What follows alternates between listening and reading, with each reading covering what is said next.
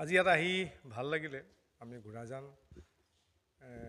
অঞ্চলৰ আজি গোৰ্খা ভৱনত চৰাইদেউ জিলা কংগ্ৰেছৰ গোৰ্খা বিভাগৰ উদ্যোগত আজি আমাৰ অসম প্ৰদেশ কংগ্ৰেছ কমিটিৰ প্ৰথমজন সভাপতি আমাৰ ছবিলাল উপাধ্যায় ডাঙৰীয়াৰ মৃত্যু দিৱস আজি পালন কৰিলোঁ। তেখেতলোকে আয়োজন কৰিছিলে, বৰ সুন্দৰভাৱে আয়োজন কৰিলে এই মৃত্যু দিৱসটি। আমিও আহি ইয়াত উপস্থিত হৈ নিজকে গৌৰৱবোধ কৰিছোঁ যে ছবিলাল উপাধ্যায় ডাঙৰীয়াৰ নেতৃত্বত ভাৰতৰ স্বাধীনতা আন্দোলনত কেনেধৰণৰ ভূমিকা পালন কৰিছিলে এই কথা সকলোৱে জানে অসমৰ। আমি আজি বিশেষ ক'বলগীয়া নাই, তথাপিতো তেখেতৰ যি ত্যাগ গুণ গৰিমাৰ কথা আজি আমি ইয়াত চৰ্চা কৰিলোঁ সকলোৱে।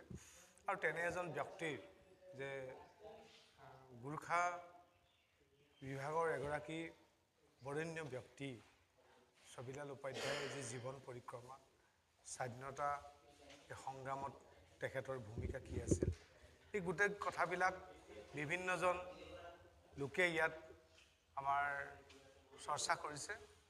আৰু আমি সকলোৰে মাজত এই কথাবিলাকে আমাক বহু কথা নজনা কথা শিকিবলৈ আজি সুবিধা দিছে। আমি তেখেতক গভীৰভাৱে শ্ৰদ্ধা জনাইছোঁ যে তেখেতৰ ত্যাগ, তেখেতৰ ৰাইজৰ প্ৰতি নিজৰ জাতিটোক আগুৱাই নিবৰ কাৰণে, অসমখনক আগুৱাই নিবৰ কাৰণে তেখেতসকলে কেনেকুৱা পৰিকল্পনা কৰিছিলে, শৈক্ষিকভাৱে সাংস্কৃতিকভাৱে জাতিটোক আগুৱাই নিয়াৰ ক্ষেত্ৰত তেখেতৰ বহু অভিজ্ঞতা পুষ্ট এজন মানুহে আমাৰ জাতিটোক উদ্বুদ্ধ কৰিছিলে। আমি আজি ইয়াত শ্ৰদ্ধাঞ্জলি জনাইছোঁ তেখেতৰ। আমি আশা ৰাখিছোঁ উঠি অহা নতুন প্ৰজন্মই তেওঁৰ যি শিক্ষানীতিৰ চিন্তা আছিল, তেওঁৰ যি সংস্কৃতিৰ প্ৰতি আগ্ৰহ প্ৰকাশ কৰিছিল, কেনেকৈ বান থিয়েটাৰৰ পৰা আদি কৰি বিভিন্ন ধৰণৰ লাইব্ৰেৰী খুলি শিক্ষিত কৰাৰ যি এটা প্ৰয়াস কৰিছিল, এইবিলাক কথা আজি আমি ইয়াত চৰ্চা কৰিছোঁ।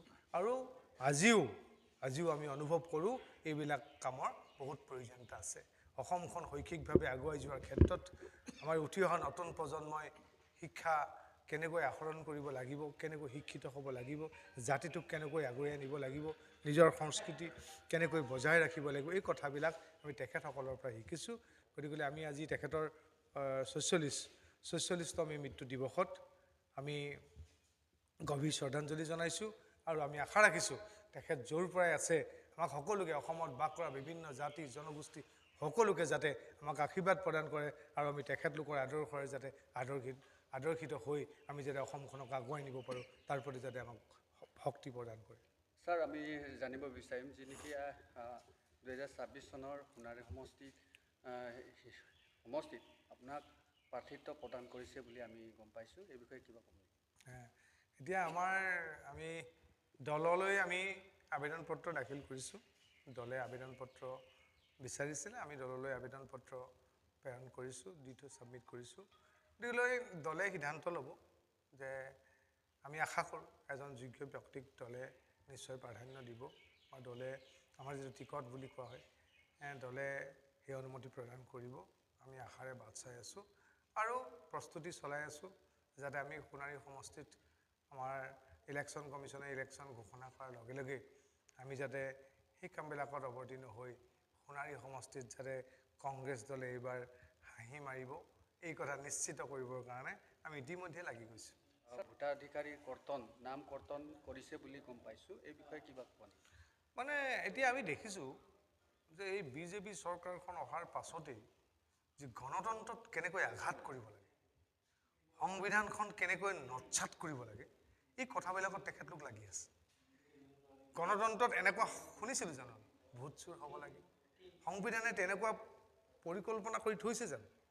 গতিকে আমি ইলেকশ্যন কমিশ্যনে ইলেকশ্যন পাতে, আমি বিশ্বাসত ইলেকশ্যনত অংশগ্ৰহণ কৰোঁ আৰু আমাৰ সাধাৰণ মানুহবিলাকে তাত গৈ ভোট দিয়ে। যে মানুহৰ নাম কাটিব পৰা, কোনো নাম নথকা মানুহক তাত অচিনাকি মানুহক আনি ভোটাৰ লিষ্টত নাম ভৰোৱা, এই কামবিলাকত লিপ্ত হৈছে। গতিকেলৈ চোৰে নেৰে চোৰৰ প্ৰকৃতি এনেকুৱা কিছুমান কথা আছে। গতিকে সেই কামবিলাক তেওঁলোকে কৰি থাকক, কিন্তু অসমৰ বিভিন্ন জাতি জনগোষ্ঠীৰ সাধাৰণ মানুহবিলাকৰ মন মগজু কিনিব কিন্তু নোৱাৰে, এই কথা খাটাং। গতিকে এইবিলাক কৰি থাকিলে অসমৰ মানুহে ভোটাৰ লিষ্ট বাদ দিয়ক, এনেই গতি আনি ব্ৰহ্মপুত্ৰত পেলাই দিব। এইটো কথা মানে বাধ্য নকৰাবৰ কাৰণে মই চৰকাৰক আহ্বান জনাইছোঁ। আমাৰ এই চেনেল যোগেদি চাই থকা সকলক আপুনি একেবাৰে শেষত অসমবাসী ৰাইজক কি ক'ব বিচাৰিছে? আমি আপোনালোকৰ গোৰ্খা 24 এই চেনেলৰ যোগেদি অসমৰ সকলো ৰাইজক আমি আহ্বান জনাইছোঁ যে এইখন বৰ অসম গঢ়ি থৈ গৈছিল চাওলুং চুকাফাই, আৰু আমি তেতিয়াৰ পৰা এতিয়ালৈকে সকলো জাতি জনগোষ্ঠী সকলো ধৰ্মাৱলম্বী লোক আমি একতাৰ দোলেৰে মিলা প্ৰীতিৰে অসমখনত জীয়াই আছোঁ। এই অধিকাৰৰ পৰা যাতে বঞ্চিত কোনো চৰকাৰে নকৰে, আমি যাতে শান্তিত সুখত এইখন অসমত আমি জীয়াই থাকিব পাৰোঁ, আমি সংবিধানে দিয়া সকলো অধিকাৰ সাব্যস্ত যাতে কৰিব পাৰোঁ, তাৰ প্ৰতিহে আমি চৰকাৰক চকু দিবলৈ আহ্বান জনাইছোঁ। আৰু ৰাইজক আমি নতশিৰে সেৱা জনাইছোঁ যে আপোনালোকৰ সিদ্ধান্তই একেবাৰে চূড়ান্ত সিদ্ধান্ত, এই কথা ৰাইজে সিদ্ধান্ত ল'ব। দৰ্শকসকল, ইতিমধ্যে আপোনালোকৰ মাজত সোণাৰী সমষ্টিৰ অসম